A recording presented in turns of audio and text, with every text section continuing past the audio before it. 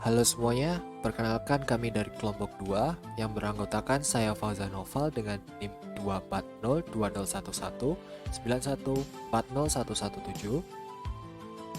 Perkenalkan, saya Raffi Satria Utama dengan NIM 240 2011 912 0023. Saya Sasuto Pandu Caksono dengan NIM 240 201 191 30047. Saya Muhammad Dafiq Al-Haqi dengan NIM 240 2011 91 30075.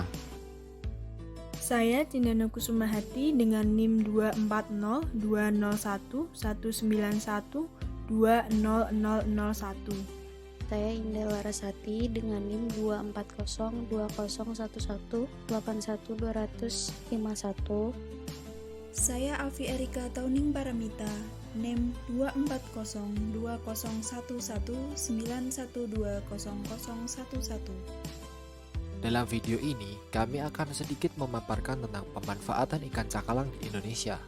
Video ini merupakan tugas mata kuliah Biodiversitas Hewan yang diampu oleh Dr. Andes Muhammad Hadi, MSI.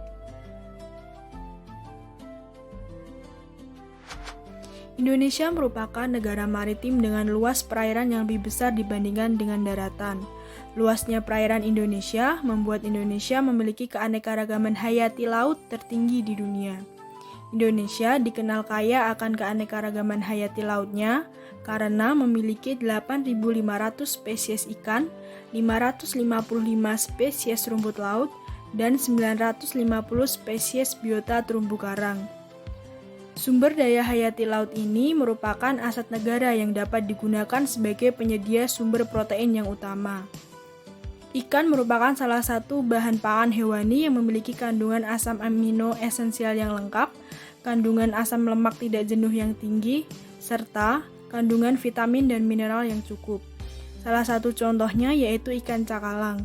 Jenis ikan cakalang termasuk dalam kelompok ikan pelagis besar yang merupakan salah satu jenis komoditas perikanan laut yang bernilai ekonomi penting. Ikan cakalang merupakan makanan tinggi protein yang banyak digemari karena tekstur daging dan cita rasanya yang tinggi. Ikan cakalang ini menjadi salah satu sumber protein hewani yang utama bagi masyarakat. Oleh karena itu, pada video ini kami akan memaparkan tentang pemanfaatan ikan cakalang di Indonesia. Ikan cakalang adalah ikan yang biasa ditemui di perairan Indonesia. Dalam bahasa Inggris, ikan ini biasa disebut dengan skipjack tuna. Ikan ini cukup banyak dikonsumsi oleh masyarakat di Indonesia karena ikan ini memiliki rasa yang enak. Ikan cakalang ini biasanya hidup secara bergerombol. Ikan ini memiliki bentuk yang hampir sama dengan ikan tuna, sehingga biasanya orang salah mengira bahwa ikan cakalang ini adalah ikan tuna. Baik, kemudian yang selanjutnya adalah klasifikasi dari ikan cakalang. Menurut ITIS 2021, ikan cakalang atau dalam bahasa Inggris disebut juga dengan skipjack tuna masuk dalam kingdom Animalia, filum Chordata, kelas Telostei, ordonya Perciformes, familis Combroidei, kemudian genusnya Cotsuonus, dan kemudian nama spesiesnya adalah Cotsuonus pelamis. Ciri-ciri ikan cakalang yang memiliki nama Inggris skipjack tuna dengan nama Latin Cotsuonus pelamis.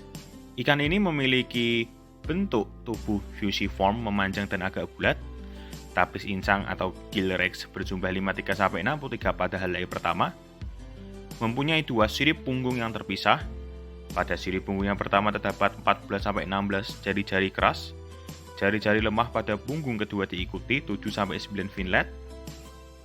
Sirip dada pendek, terdapat dua flap di antara sirip perut, sirip anal diikuti dengan 7-8 finlet, badan tidak bersisik kecuali pada barut badan atau corselet, dan lateral line yang terdapat titik-titik kecil. Bagian punggung berwarna biru kehitaman yang di sisi bawah dan 6 perut keperakan, dengan 4-6 buah garis-garis berwarna hitam yang memanjang pada bagian samping badan dari depan hingga belakang.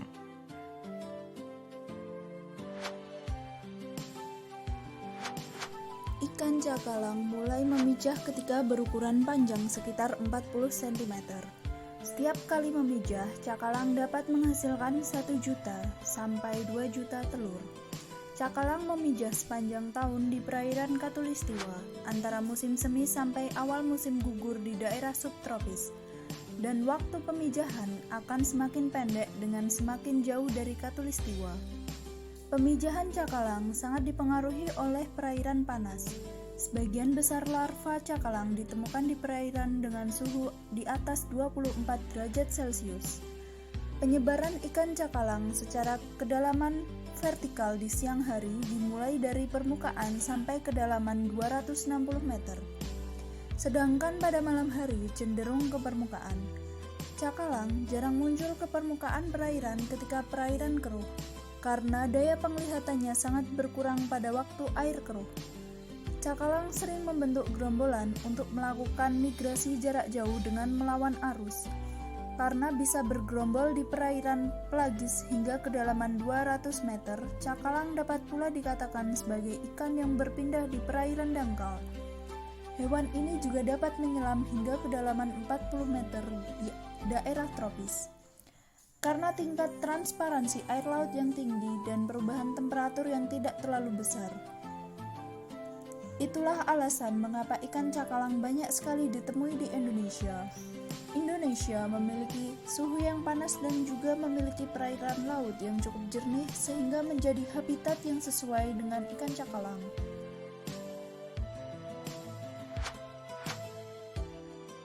Ikan cakalang bisa dimanfaatkan sebagai hewan budidaya yang diambil dagingnya.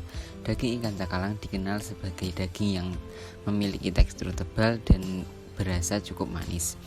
Oleh karena itu, masyarakat Indonesia sering menggunakan daging ikan cakalang sebagai bahan kuliner. Ikan cakalang juga bisa digunakan sebagai bahan pembuatan kerupuk sebagai salah satu makanan yang khas dari Indonesia. Kelebihan dan kekurangan dalam pemanfaatan ikan cakalang. Ikan cakalang merupakan sumber daya perikanan penting karena bernilai ekonomis yang banyak terdapat di Indonesia. Contohnya pada daerah Sulawesi dan Maluku.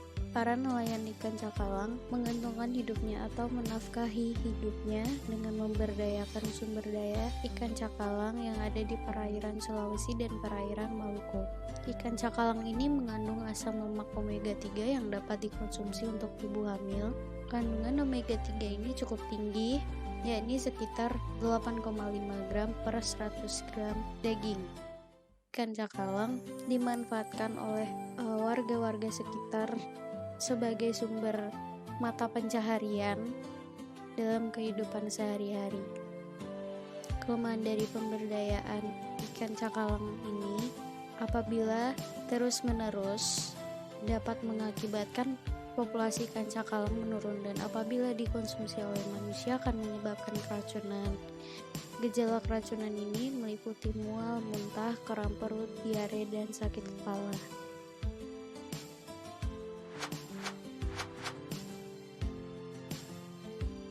Baiklah, itulah tadi sedikit pemaparan kami mengenai pemanfaatan ikan cakalang di Indonesia. Video ini pastilah tidak luput dari kesalahan. Oleh karena itu, kami memohon maaf apabila dalam penyampaian materi, baik dalam perkataan maupun perbuatan kami terdapat kesalahan. Sekian dan sampai jumpa.